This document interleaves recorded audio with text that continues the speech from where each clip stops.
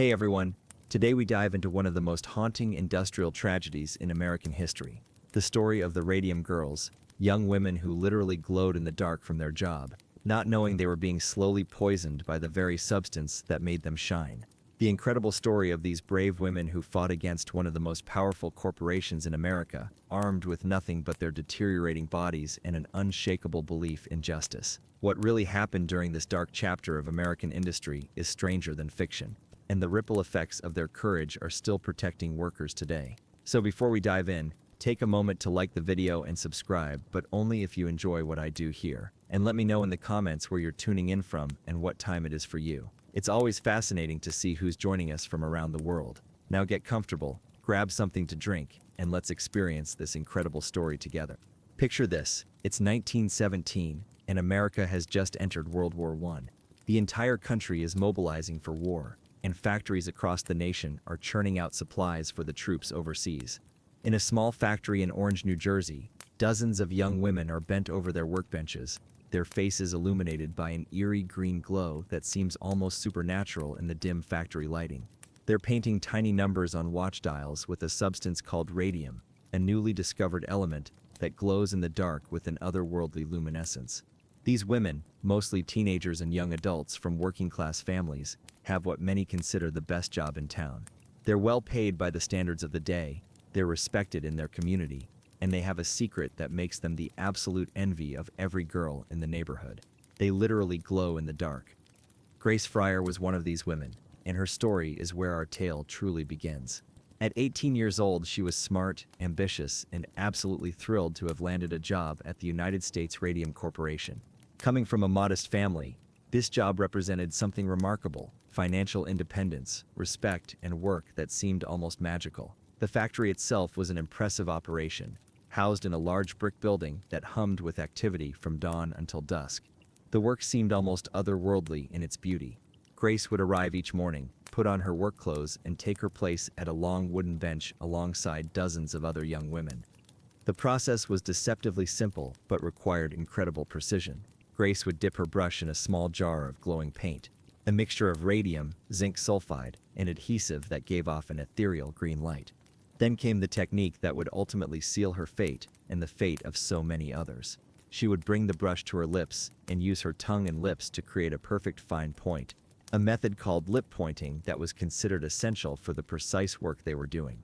With this perfectly pointed brush, she would then carefully paint the numbers on watch faces and instrument dials that would be used by soldiers fighting in the trenches of Europe. The radium made everything glow with a beautiful, haunting light that could be seen even in complete darkness. But here's what made these women feel truly special.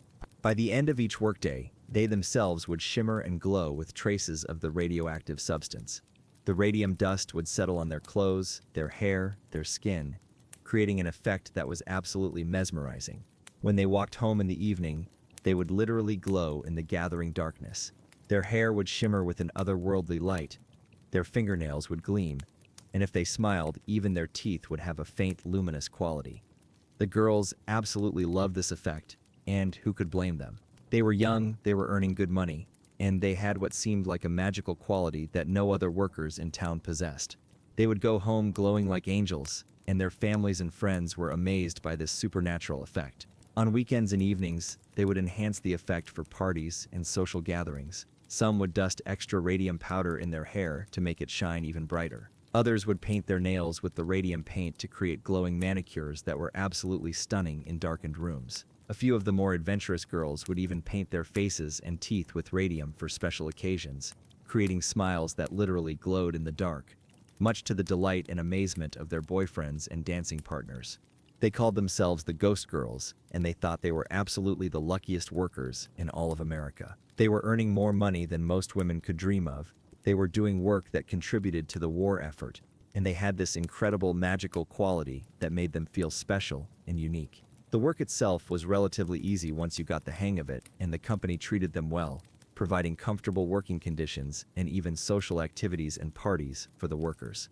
The company actively encouraged this sense of specialness and magic around the radium. The United States Radium Corporation told the workers that radium was not only completely safe but actually beneficial to their health.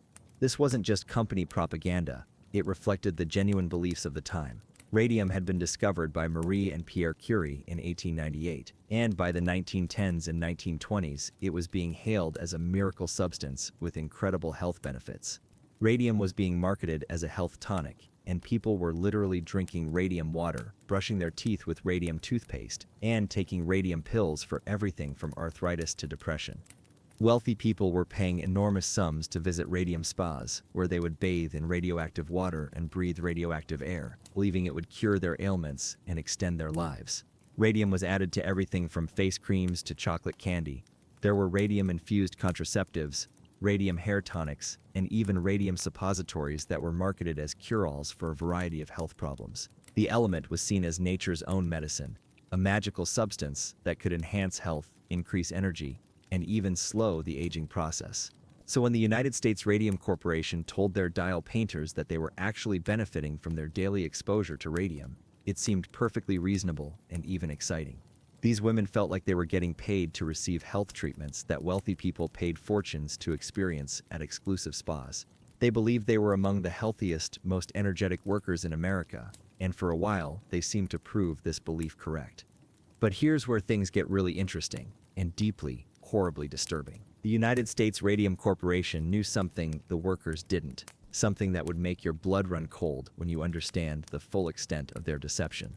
While they were telling their dial painters that radium was so safe they could practically eat it, the scientists and executives at the company never ever touched the substance with their bare hands. They used lead aprons when working near radium, they wore masks to avoid breathing radioactive dust, and they used long-handled tongs and other tools to manipulate radium samples. The chemists who mixed the glowing paint worked behind lead screens and used extreme caution when handling even small amounts of the substance. Dr. Sabin von Sokaki, one of the company's founders and chief scientists, was particularly careful about radium exposure. He always wore protective equipment, worked behind lead shields, and maintained strict protocols for handling radioactive materials. He knew from his scientific training that radium was potentially dangerous, and he took every precaution to protect himself and his fellow scientists. Yet this same man approved the use of lip-pointing techniques for the dial painters and personally assured them that radium was completely harmless to their health. The company's medical director, Dr. Frederick Flynn, regularly examined the dial painters and consistently declared them to be in perfect health, even as some began showing early symptoms of radiation poisoning.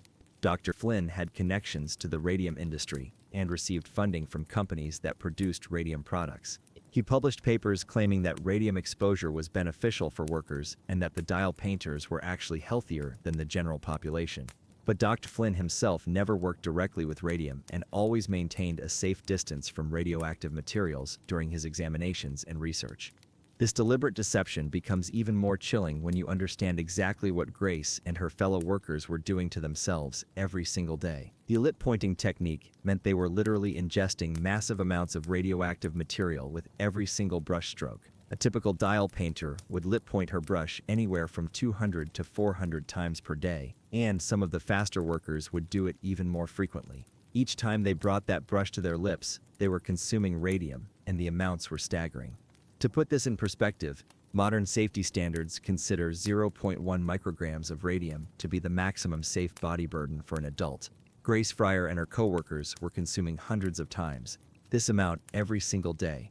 In just one day of work, a dial painter might ingest more radium than modern safety experts consider safe for an entire lifetime. And they did this day after day, week after week, month after month, year after year. Some of these women worked at the factory for 5, 6, or even 7 years, accumulating levels of radioactive contamination that were absolutely unimaginable. The radium didn't just pass through their systems harmlessly. Once ingested, radium behaves like calcium in the human body. It gets absorbed into the bloodstream and then deposits itself primarily in bones and teeth, where calcium is normally stored. But unlike calcium, radium is radioactive, meaning it continuously emits high-energy particles that damage surrounding tissue. And radium has a half-life of over 1,600 years, which means that once it's in your body, it stays there essentially forever, continuously bombarding your cells with radiation. For the first few years, everything seemed absolutely fine, and this apparent lack of immediate effects only reinforced the company's claims that radium was safe. Grace and her fellow workers were healthy, happy, energetic, and earning excellent money. They were the picture of robust young American womanhood, and their glowing appearance made them seem almost magical. Some of the women reported feeling more energetic than ever before, and a few even claimed that their skin looked better and their hair was shinier since they started working with radium. And these reports were seized upon by the company as proof that radium exposure was actually beneficial. But then, very slowly and subtly, strange things started happening. It began so gradually that at first, nobody really noticed or connected the symptoms to their work. Some of the workers began experiencing what seemed like minor dental problems. A tooth might become a little loose, or a filling might fall out unexpectedly. Others noticed small sores in their mouths that seemed to take longer than usual to heal. A few complained of generalized fatigue or joint pain, but these symptoms were vague and could easily be attributed to the normal stresses of factory work or just the general challenges of daily life. Grace Fryer was among the first to notice something was seriously terrifyingly wrong, and her experience would become the template for what would happen to so many others. It started in 1922, about 5 years after she had begun working at the factory. Grace first noticed that one of her teeth felt a little loose. She assumed it was just a normal dental problem and made an appointment with her dentist. But when the dentist examined her, he was puzzled. The tooth wasn't just loose. The surrounding bone seemed to be deteriorating. He extracted the tooth, thinking that would solve the problem. But over the following weeks, the adjacent teeth began to loosen as well. Within a matter of months, Grace's dental problems had become a nightmare. Her teeth weren't just falling out one by one. They were crumbling and breaking apart in her mouth. Her gums were constantly bleeding and infected. The pain was excruciating and constant. She went from dentist to dentist, spending enormous amounts of money on treatments that seemed to make her condition worse rather than better. Some dentists tried to fit her with dentures, but her jawbone was too damaged to support them properly. But the dental problems were just the beginning of Grace's ordeal. Her jaw began to ache constantly with a deep, throbbing pain that no medication seemed to touch. When she opened her mouth wide, she could hear and feel her jawbone making strange clicking and grinding sounds. Sometimes the pain was so severe that she couldn't eat solid food for days at a time. Her face began to swell and become disfigured as the bone structure underneath started to collapse and deteriorate. When Grace finally found a dentist who was willing to take x-rays of her jaw, the images revealed something absolutely horrifying. Her jawbone was literally disintegrating, eaten away by holes and fractures that looked like Swiss cheese. The radium that had been accumulating in her bones for years was emitting radiation that was destroying the bone tissue from the inside out. Her jaw was essentially dying while she was still alive, and there was nothing that medical science of the 1920s could do to stop or reverse the process. But Grace wasn't alone in her suffering, and as word began to spread through the community of former dial painters, a pattern of horror began to emerge. Across the factory, women who had worked as radium dial painters were developing similar symptoms, and the similarities were too striking to be coincidental. Their bones were becoming brittle and breaking spontaneously from minor impacts that should have caused no injury at all. Their jaws were crumbling and their teeth were falling out. Some developed massive, grotesque tumors that grew rapidly and seemed to resist all treatment. Others suffered from severe anemia as the radium destroyed their bone marrow's ability to produce healthy blood cells. And this anemia left them constantly exhausted, pale, and weak, unable to perform even simple daily tasks without becoming completely drained. Some women developed such severe anemia that they required frequent blood transfusions just to stay alive.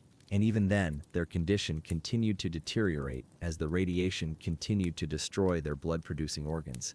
The bone fractures were particularly horrifying because they would happen without warning, and from the most minor causes. A woman might fracture her hip simply by sitting down too quickly in a chair, or break her arm by lifting a grocery bag.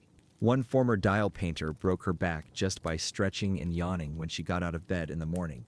These weren't normal fractures that would heal with proper medical care. The radiation damage made the bones so weak and brittle that they would often shatter into multiple pieces, and the continuing radiation exposure prevented them from healing properly. Now, to understand what happened next, we need to understand the incredible power dynamics and social context of the 1920s that made the women's fight for justice so difficult and remarkable. This was an era when workers had very few rights, especially women workers, and especially working-class women workers. The idea that employees could sue their employers for workplace injuries was still relatively new and very difficult to prove in court. The concept of occupational diseases that might not show symptoms until years after exposure was practically unheard of in legal circles. The United States Radium Corporation was a wealthy, influential company with strong ties to the government and military. They had contracts to produce radium dial instruments for the U.S. Navy and Army, and they were considered an important part of America's defense infrastructure. The company had teams of expensive lawyers, connections to judges and politicians, and the resources to fight any legal challenge for years or even decades. They also had relationships with many of the doctors and medical experts in the region, some of whom depended on the company for consulting fees and research funding. On the other side were young women like Grace Fryer, mostly from working-class families, with no money, no connections, and no voice in a society that was still very much dominated by men and by business interests. Many of these women were immigrants or daughters of immigrants, which made them even more vulnerable to intimidation and discrimination. They had no access to expensive lawyers, no ability to fund lengthy legal battles, and no platform to tell their stories to the broader public. When the women first started getting sick and began to suspect a connection to their work at the radium factory, the company's response was swift, decisive, and absolutely ruthless. They denied any connection between radium exposure and the women's illnesses, claiming that the symptoms were due to other causes entirely. Company representatives suggested that the women's problems were due to syphilis, a sexually transmitted disease that carried enormous social stigma in the 1920s. This accusation was particularly cruel because it not only dismissed their legitimate health concerns, but also attacked their personal character and morality in a way designed to discredit them in the eyes of the community. The company also claimed that the women's illnesses were due to poor personal hygiene, general weakness of character, or other lifestyle factors that had nothing to do with their work environment. Some company officials even went so far as to suggest that the women were malingering, essentially faking or exaggerating their symptoms in order to get money from the company through fraudulent legal claims.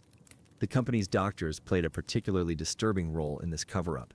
Dr. Frederick Flynn and other physicians associated with the United States Radium Corporation would examine the sick women and consistently declare them to be in perfect health, even as their bones crumbled and their bodies failed before their eyes. These doctors would write official reports stating that the women showed no signs of illness and that their symptoms were either imaginary or caused by factors unrelated to their work. In some cases, the company actually bribed local doctors and dentists to provide false diagnoses for the women. They would pay healthcare providers to attribute the women's symptoms to other causes, or to claim that their conditions were not as severe as the women claimed. This meant that many of the sick dial painters couldn't even get accurate medical care, because the doctors they trusted were being paid to lie to them about their own conditions. Grace Fryer knew better, and her growing awareness of what was happening to her and her former co-workers would drive her to take action that would change American labor law forever. She had worked at that factory, she had lip-pointed those brushes thousands of times, and she had watched her healthy young body deteriorate in ways that defied any explanation other than radium poisoning. Her teeth had fallen out, her jaw was disintegrating, and her bones were becoming so fragile that she lived in constant fear of fractures. She was convinced that the radium was killing her and her former co-workers, but proving it in a court of law seemed almost impossible. What they discovered changed everything, and Grace's investigation into her former co-workers' conditions revealed a pattern of suffering that was both heartbreaking and infuriating.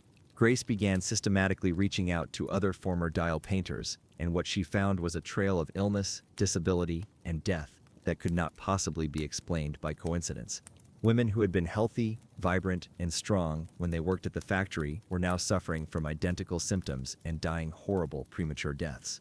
Molly Magia had been one of Grace's closest friends at the factory, a cheerful, energetic young woman who had been one of the fastest and most skilled dial painters. Molly had died in 1922 at just 24 years old, and her death had been officially attributed to syphilis. But Molly's family knew better, and when Grace spoke with Molly's sister, she learned the horrifying truth about her friend's final months. Molly's jaw had completely rotted away, leaving a gaping hole in her face that made eating and speaking almost impossible. She had suffered from severe anemia that left her so weak she could barely get out of bed. Her bones had become so fragile that she suffered multiple fractures from simply moving around her house.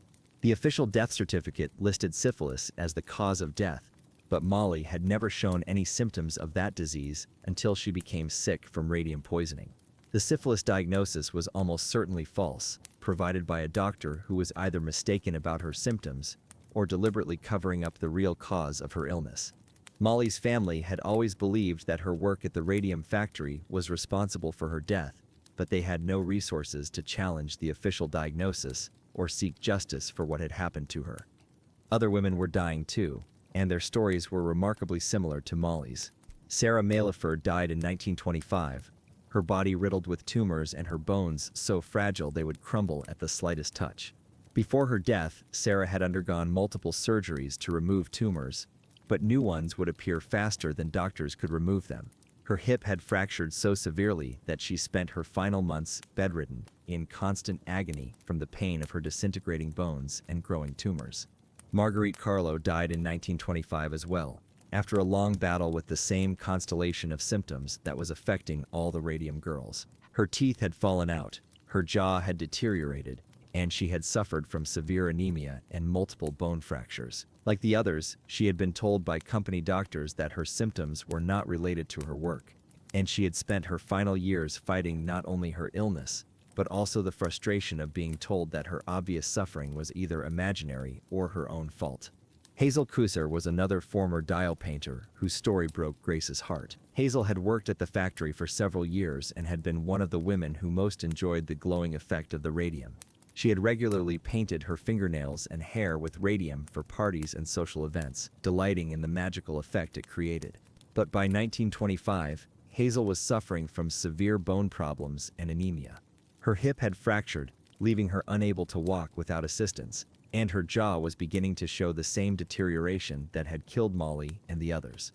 The pattern was absolutely unmistakable, and Grace realized that she was looking at clear evidence of a systematic poisoning that had affected dozens, possibly hundreds of women who had worked as dial painters. Young, previously healthy women were developing identical symptoms and dying horrible deaths, all after working jobs that required them to ingest radium on a daily basis. The connection was obvious to anyone who looked at the evidence objectively, but proving it in a court of law would require overcoming enormous obstacles. Grace realized that she had to act, not just for herself, but for all the women who had died, and all those who were still suffering. In 1925, she began the difficult process of trying to find a lawyer willing to take on the United States Radium Corporation. This proved to be almost impossible, and Grace's search for legal representation revealed just how difficult it would be to get justice for what had happened. Most lawyers she approached were either intimidated by the company's power and resources, or convinced that proving the connection between radium and the women's illnesses would be legally impossible. The women had no direct documentary evidence of a cover-up, no smoking gun that proved the company knew radium was dangerous. They had no expert witnesses willing to testify against a powerful corporation, and they were going up against a company that had every advantage in terms of money, legal resources, and political connections. Many lawyers told Grace that even if she could prove that radium had caused her illness, the statute of limitations had probably already expired. Most workplace injury laws at the time required workers to file claims within a year or two of their injury, but Grace's symptoms hadn't appeared until years after she stopped working at the factory. The legal system simply wasn't designed to handle occupational diseases that had long latency periods, and most attorneys believed it would be impossible to win such a case. But Grace was incredibly persistent, and her determination to seek justice was fueled not only by her own suffering, but by her knowledge of how many other women had died or were dying from the same cause. She finally found a lawyer named Raymond Barry who was willing to take the case, though he admitted that he didn't think they had much chance of winning. Barry was a relatively young attorney who specialized in workers' compensation cases, and he was moved by Grace's story and convinced that what had happened to the Radium girls was a terrible injustice that deserved to be challenged in court. Barry knew the odds were stacked against them in almost every possible way. The company had more money, better lawyers, and more political influence. The medical evidence was complicated and would be difficult to present to a jury. The legal precedents were not favorable, and the statute of limitations issues were serious obstacles. But Barry also understood that if these women didn't fight back, no one would ever hold the company accountable for what they had done, and other workers might suffer similar fates in the future. The story takes an even stranger and more infuriating turn when Barry began his investigation into the case and started uncovering the full extent of the United States Radium Corporation's deception. What Barry discovered went far beyond simple negligence or ignorance. The evidence showed that the company had not only known about the dangers of radium exposure, but had actively covered up evidence of those dangers while continuing to tell their workers that radium was safe and even beneficial. Barry discovered that the United States Radium Corporation had actually been aware of potential health risks associated with radium exposure as early as 1919, just 2 years after Grace had started working there. Company scientists had published papers in scientific journals about the health risks of radium for laboratory workers and researchers, acknowledging that the substance could be dangerous if proper precautions weren't taken. But these papers only discussed the risks to highly educated scientists and professional researchers, not to factory workers, and the company continued to maintain that dial painting was completely safe. Even more damning, Barry found evidence that the company had commissioned its own internal studies of their workers' health as early as 1924. These studies, conducted by Dr. Frederick Flynn and other company-affiliated researchers, had actually identified serious health problems among the dial painters, including bone damage, anemia, and dental problems. But instead of warning the workers or implementing safety measures, the company had suppressed these results and continued operating as if nothing was wrong. The internal documents that Barry uncovered revealed a deliberate strategy of deception that was breathtaking in its cynicism. Company executives had discussed the potential legal and financial liability they would face if the health problems among dial painters became widely known. They had decided that it was more profitable to continue operations as usual and fight any legal challenges than to admit the dangers and implement costly safety measures or pay compensation to affected workers. The company had even hired private investigators to conduct surveillance on Grace and the other women who were considering legal action. These investigators were tasked with finding any information that could be used to discredit the women's claims, including evidence of moral impropriety, financial problems, or other issues that could be used to attack their credibility in court. The company was preparing to wage a comprehensive campaign to destroy these women's reputations in order to avoid taking responsibility for the harm they had caused. In 1927, Grace Fryer and 4 other former dial painters, Catherine Schaub, Edna Hussman, Quinta MacDonald, and Albina Laris, finally filed suit against the United States Radium Corporation. The case immediately attracted national attention, not just because of the legal implications, but because of the sheer horror and drama of what had happened to these women. Newspapers across the country began following the story, and reporters started calling them the Radium Girls, a name that would stick and eventually become synonymous with corporate callousness and worker exploitation. The media attention was both helpful and challenging for Grace and her fellow plaintiffs. On one hand, the publicity helped build public sympathy for their cause and put pressure on the company to take the case seriously. On the other hand, the attention also brought scrutiny of their personal lives and gave the company's lawyers more opportunities to attack their credibility and character. The women faced enormous challenges in court that went far beyond the normal difficulties of any legal proceeding. The company's lawyers, led by some of the most expensive and experienced corporate attorneys in the country, argued that there was no scientific proof that radium had caused the women's illnesses. They brought in their own medical experts who testified that the women's symptoms could be caused by any number of other factors, including genetic predispositions, lifestyle choices, or other environmental exposures that had nothing to do with their work at the radium factory. The company's defense strategy was to attack every aspect of the women's cases, from the science behind their claims to their personal credibility. Company lawyers suggested that the women were lying about the severity of their symptoms, exaggerating their conditions for financial gain, or suffering from illnesses that were entirely unrelated to their work. They argued that even if radium could be dangerous in large doses, the amounts the dial painters had been exposed to were too small to cause harm. But here's where things get really interesting, and where the women's own bodies became the most powerful evidence in the case. When Grace Fryer and her fellow plaintiffs appeared in court, they were still literally glowing with radioactivity. Years after they had stopped working with radium, their bodies were still contaminated with measurable levels of radiation. Doctors could hold Geiger counters near them and detect radiation emanating from their bones, their breath, and even their clothing. This physical evidence was absolutely crucial to their case because it proved beyond any doubt that they had been exposed to significant amounts of radioactive material during their work at the factory. The company couldn't deny that the women had been contaminated with radium, because the contamination was still detectable years later. This radioactive evidence also helped establish the connection between their work and their illnesses because it showed that the radium they had ingested was still present in their bodies and still emitting the radiation that was destroying their health. Dr. Harrison Martland, a pathologist who had been studying radium poisoning independently, became a crucial witness for the women. Dr. Martland had been examining dial painters and other radium workers, and he had identified and named a new disease that he called radium jaw. His research had convinced him that radium, when ingested in significant quantities, would deposit in bones and continue to emit radiation for decades, slowly destroying the surrounding tissue and causing the exact symptoms that Grace and her fellow plaintiffs were experiencing.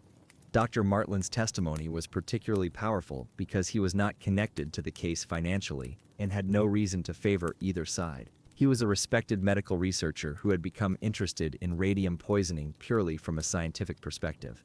His expert testimony explained to the court exactly how radium behaves in the human body, how it gets deposited in bones and teeth, and how it continues to emit radiation that damages surrounding tissue for years or even decades after the initial exposure. The legal battle was grueling and took years to resolve, during which time the women's conditions continued to deteriorate. Grace Fryer's health was declining rapidly. Her spine was beginning to collapse from radiation damage. Her bones were breaking with increasing frequency, and she was in constant, excruciating pain.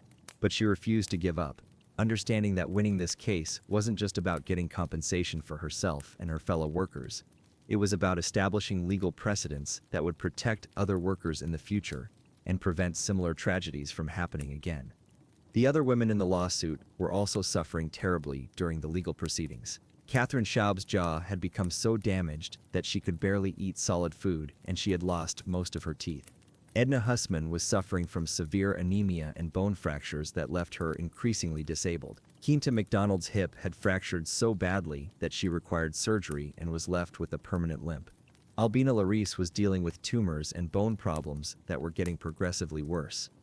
What made their legal fight even more difficult was that they were literally dying while they fought for justice. Several potential plaintiffs died during the years of legal preparation and court proceedings, weakening the case and serving as stark reminders of what was at stake. Each death also eliminated a potential witness and piece of evidence, making it harder to prove the extent of the company's liability. The legal proceedings also revealed even more disturbing evidence of the company's deliberate deception and cover-up. Internal company documents showed that executives had been aware of the health problems among dial painters as early as 1924, that had decided that acknowledging the dangers would be too costly and damaging to their business. They had made a calculated decision that it would be cheaper to fight legal claims than to implement safety measures or provide medical care for affected workers. The company had also engaged in a systematic campaign of misinformation and intimidation, designed to prevent workers from seeking medical care or legal remedies. They had bribed doctors to provide false diagnoses, suppressed scientific studies that showed the dangers of radium exposure, and even hired private investigators, gathered damaging information about workers who were considering legal action. One of the most shocking revelations was that the company had actually conducted secret medical examinations of some workers without their knowledge or consent. Company representatives had arranged for certain workers to receive medical checkups that were supposedly routine healthcare benefits, but were actually designed to document the extent of radiation damage for the company's own legal protection. The results of these examinations, which showed clear evidence of radiation poisoning, were kept secret from the workers while being used by the company to prepare for potential legal challenges.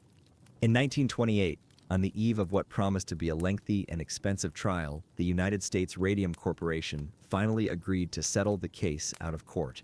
The company was facing mounting legal costs, negative publicity, and the very real possibility that a jury trial would result in massive damage awards that could bankrupt the corporation.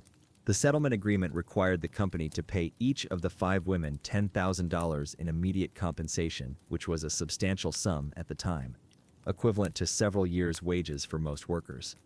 In addition to the lump sum payments, the company agreed to pay all medical expenses related to the women's radium poisoning for the rest of their lives, and to provide each woman with a $600 annual pension. The total value of the settlement was estimated at over $100,000, making it one of the largest workplace injury settlements in American history at that time. But the settlement came with a significant price that would limit its impact as a precedent for future cases. The women had to agree to a confidentiality clause that prevented them from discussing the details of the case publicly or encouraging other potential victims to file similar lawsuits. The company also avoided having to admit any legal wrongdoing or liability, allowing them to continue claiming that they had done nothing wrong and that the settlement was simply a gesture of goodwill toward former employees. The settlement was both a victory and a compromise that left many questions unresolved. The women had won a significant financial settlement that would help them pay for medical care and provide some security for their families. But the company had avoided a public trial that might have fully exposed the extent of their deception and established stronger legal precedents for future workplace safety cases. More importantly, the confidentiality agreement meant that other potential victims might not learn about the settlement or understand their own legal rights. The company continued to operate its radium dial painting business, though they did implement some basic safety measures, such as providing better ventilation and discouraging the lip pointing technique. However, they never fully acknowledged the dangers of radium exposure or took comprehensive steps to protect their workers. But now here's where the story becomes even more significant, because the Radium Girls case, despite its limitations, became a landmark in occupational safety law that would have far-reaching effects for decades to come. The case established several crucial legal precedents that transformed how American workers could seek justice for workplace injuries and diseases. First and most importantly, the case established the legal principle that workers could sue their employers for occupational diseases, even if the symptoms didn't appear until years after the exposure occurred. This was revolutionary at the time because most workplace injury laws required symptoms to appear immediately or within a very short time frame. The Radium Girls case created the legal foundation for what would eventually become the concept of latent occupational diseases, allowing workers exposed to toxic substances to seek compensation even if they didn't become sick until years or decades later. The case also established that employers had a duty to investigate potential health risks associated with their work processes and to warn workers about known dangers. The evidence that the United States Radium Corporation had known about the risks of radium exposure but had failed to warn their workers became a key element in proving the company's liability. This created a legal precedent that would eventually evolve into the modern concept of the worker's right to know about hazardous materials in their workplace. Additionally, the case demonstrated that workers could challenge powerful corporations in court and win significant settlements, even when they had limited resources and were facing opponents with enormous legal and financial advantages. This gave hope and encouragement to other workers who were suffering from occupational injuries and diseases, showing them that justice was possible even against seemingly impossible odds.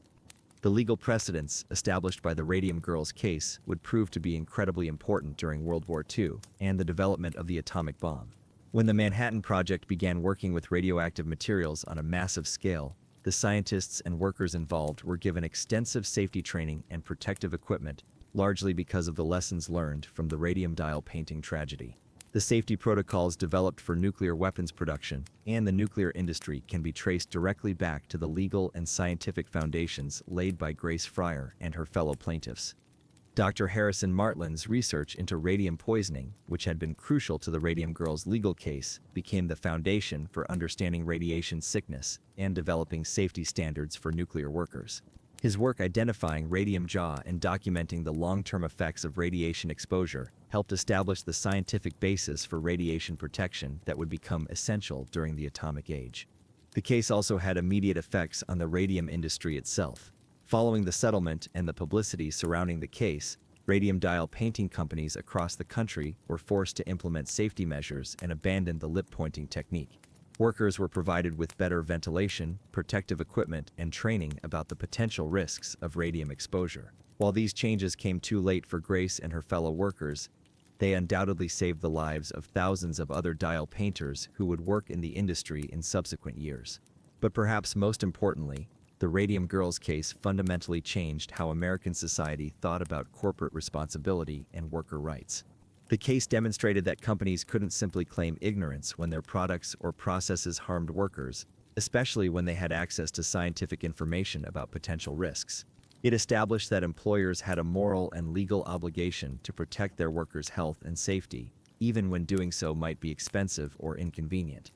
The story of Grace Fryer and her fellow workers also became a powerful symbol of ordinary people standing up to powerful interests and demanding justice. Their courage in taking on one of the most influential corporations in America, despite having no money, no connections, and deteriorating health, inspired other workers to organize and fight for better working conditions and legal protections. Grace Fryer herself lived until 1933, dying at the age of 34 from complications related to the radiation poisoning she had suffered at the factory. By the time of her death, her spine had collapsed completely, leaving her bedridden and in constant pain. Her jaw had deteriorated so severely that eating had become almost impossible, and she had suffered multiple bone fractures that never healed properly. Despite the settlement money she had received, her medical expenses were enormous, and she spent her final years struggling with both physical suffering and financial difficulties. But Grace never lived to see the full impact of the case she had fought so hard to win. She died just as the broader implications of her legal victory were beginning to be understood and implemented. The worker safety regulations, the legal precedents, and the scientific understanding of radiation exposure that would eventually protect millions of workers were still being developed when Grace passed away. The other women who had joined the original lawsuit also paid a terrible price for their courage, and their individual stories serve as heartbreaking reminders of what they sacrificed in their fight for justice. Catherine Schaub survived until 1933, the same year Grace died, but her final years were marked by increasing disability and pain as the radiation damage continued to destroy her body. Her jaw problems had become so severe that she required multiple surgeries and could only eat liquid foods, and she had developed tumors that required additional medical interventions. Edna Hussman lived longer than some of her fellow plaintiffs, surviving until 1946, but her additional years of life were filled with suffering as the radiation continued to damage her bones and organs. She suffered multiple fractures throughout her life, including breaks in her spine, hips, and arms, that left her increasingly disabled and dependent on others for basic care. Her anemia remained severe throughout her life, requiring frequent medical treatments and leaving her constantly exhausted and weak. Kinta McDonald died in 1935, 7 years after the settlement, from complications related to her radiation exposure. Her hip fracture had never healed properly, leaving her with chronic pain and mobility problems, and she had developed additional health issues including tumors and severe anemia that ultimately proved fatal. Despite the financial settlement, her medical expenses had consumed most of her compensation, leaving her family in difficult financial circumstances. Albina Larice survived until 1946, making her one of the longer-lived members of the original group, but her extended survival came at the cost of decades of suffering from radiation-related health problems. She underwent multiple surgeries to remove tumors and repair fractures, and she required ongoing medical care for anemia, bone problems, and other complications related to her radium exposure. All of these women died from complications directly related to their radium exposure, their bodies slowly destroyed by the radioactive material they had ingested decades earlier. Even with the best medical care that money could buy, there was no way to remove the radium from their bodies or stop the continuing radiation damage that was occurring at the cellular level. But their deaths were not in vain, and the legacy of their sacrifice continued to grow and develop long after they were gone. The legal precedents established by their case became the foundation for modern occupational safety law in the United States. The scientific understanding of radiation exposure that emerged from their case became crucial for protecting workers in the nuclear industry and other fields involving radioactive materials. Most significantly, their case led directly to the creation of comprehensive workplace safety regulations that would eventually become the Occupational Safety and Health Administration, better known as OSHA, which was established in 1970 to protect workers from dangerous conditions. Every safety regulation enforced by OSHA, every workplace health standard, every worker's right to know about hazardous materials, can be traced back to the legal and moral foundations laid by Grace Fryer and her fellow plaintiffs. The impact of the Radium Girls case extended far beyond the immediate issues of radiation exposure and factory safety. In their fight established the principle that workers have fundamental rights that cannot be violated by employers, no matter how powerful or influential those employers might be. It demonstrated that ordinary people, even those with limited resources and education, have the power to challenge injustice and create meaningful change in society. Their case also highlighted the importance of scientific research and independent medical expertise in protecting worker health. Dr. Harrison Martlin's research into radium poisoning showed how crucial it is for workers to have access to independent medical evaluation, not just examinations by company doctors who might have conflicts of interest. This principle became a cornerstone of modern occupational health programs. The Radium Girls story also became an important example of how corporate power can be used to suppress information and harm workers when profit is prioritized over human safety. The systematic deception practiced by the United States Radium Corporation, including bribing doctors, suppressing research, and intimidating workers, became a textbook case of corporate malfeasance that would be studied and referenced in countless legal and ethical discussions for decades to come. The case demonstrated the critical importance of independent journalism and public attention in holding corporations accountable. The media coverage of the Radium Girls' legal fight helped build public support for their cause and put pressure on the company to reach a settlement. This showed how publicity and public opinion could be powerful tools for workers seeking justice, even when they lacked other forms of leverage. Today, more than 90 years after Grace Fryer first filed her lawsuit, the bodies of the Radium Girls are still radioactive, and this fact serves as a haunting reminder of what happened when corporate greed was valued more than human life. If you were to visit their graves with a Geiger counter, you would still detect significant levels of radiation emanating from their remains. The radium that was deposited in their bones will continue to emit radiation for hundreds of years, making their final resting places permanently contaminated with the substance that killed them.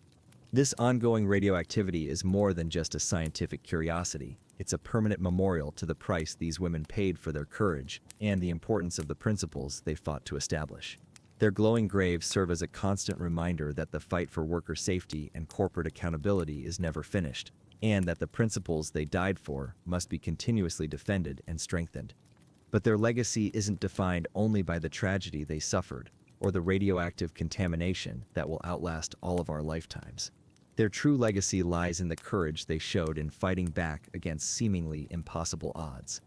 The persistence they demonstrated in seeking justice despite enormous obstacles, and the lasting impact their fight has had on every worker who has come after them. Every time a worker puts on protective equipment mandated by safety regulations, they are benefiting from the legal precedents established by the Radium Girls. Every time a company is required to provide safety training or disclose information about hazardous materials, they are complying with principles that trace back to Grace Fryer's lawsuit. Every time a worker successfully sues an employer for an occupational disease, they are building on the legal foundation that the Radium Girls created with their sacrifice. The scientific understanding of radiation exposure that emerged from studying the Radium Girls became crucial during the development of nuclear weapons and nuclear power. The safety protocols used in nuclear facilities, the protective equipment worn by nuclear workers, and the medical monitoring programs used to detect radiation exposure all trace their origins back to the research conducted on the dial painters and the legal requirements established by their case. Their story also became an important part of the broader movement for worker rights and social justice that would transform American society throughout the 20th century. The principles they fought for, that workers have the right to safe working conditions, the right to accurate information about workplace hazards, and the right to seek legal remedies when they are harmed by their employers, became fundamental elements of the modern labor movement. The Radium Girls case also demonstrated the crucial importance of scientific independence and medical ethics in protecting worker health. The revelation that company doctors had been paid to provide false diagnoses and suppress evidence of worker illness led to stronger ethical standards for occupational medicine and requirements for independent medical evaluation of workplace health hazards. Their fight showed that individual courage and determination could overcome seemingly insurmountable obstacles when people were willing to stand up for what was right. Grace Fryer and her fellow workers had no money, no political connections, and no institutional support when they began their fight, but they had something more powerful, an unshakable belief in justice and the determination to see their fight through to the end, regardless of the personal cost. The Radium Girls taught us that workers have rights that cannot be violated by employers, no matter how powerful or influential those employers might be.